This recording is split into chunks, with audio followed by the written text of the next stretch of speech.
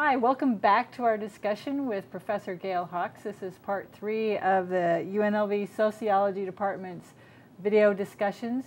This is Professor Gail Hawks, who's come to us from the University of New England in Australia, where she's a professor of sociology and the author of a number of books on sexuality, focusing on history, the sociology of sex and sexuality, sex and pleasure in Western culture, and theorizing the sexual child in modernity with Danielle Egan. And what we talked about the last couple little vignettes was about the history of sexuality, but you're engaged in some really interesting research right now on aging older women and sex. Can you tell us about that? Yeah, well, I'm the prototype. It occurred to me as a woman who came sort of sexual maturity in the 60s when the pill was first available, that we were the first generation of women who were the first generation of women to grow older, perhaps in a different way. And that different way was in my sense sort of our awareness of aging as a process in ways that possibly were different to my mother's awareness of aging, for example.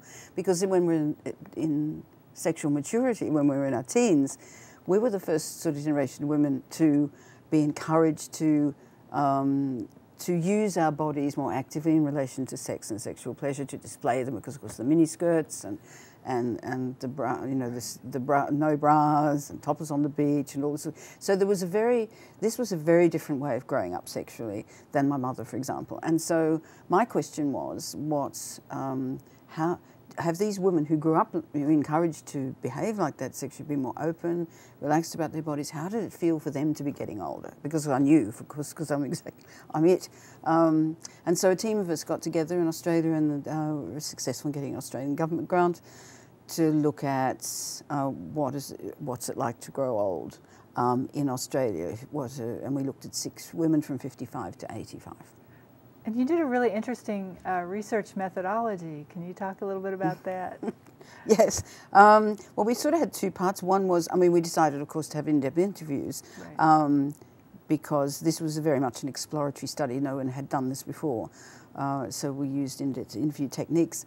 But towards the end of this process, we were interviewed on national radio, or I was interviewed on national radio, and we asked all sorts of questions about the project, and we had the station had so many people, women ringing in, saying how wonderful it was that people were talking about this, So we set up a blog, social media site, where it was sort of like an online focus group, if you like, that we had one of our postdoctoral research fellows monitoring the site and putting up questions every month. So it ran for 3 months, and we had sort of like visual cues. So we used sort of birthday cards, which circulate. I don't know if you've ever seen these. They're fairly horrifying. But women, interestingly, send them to each other.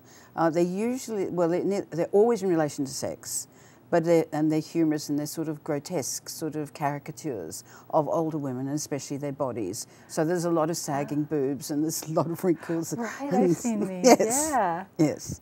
So And those are the cues that... Yes, well, we used that to open up the queue. This is one of the cues that in the opening the interviews. Had they ever seen these? If they'd sent them, what they thought they said about women and so on. So what are women saying? Are they liberated and free, and we've got that to look forward to in our future? Well, I think on the blog, yeah, it was. We haven't actually coded the interview data yet. We've got 90-some interviews, in very long interviews, which we're coding at the moment, and so we'll be writing that up later.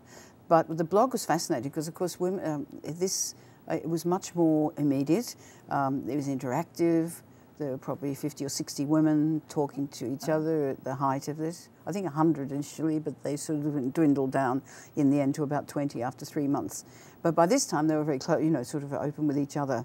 And what we seemed to be seeing was a picture of a much more nuanced and more positive view that women had about getting older, which really wasn't as body-focused as these popular images would suggest.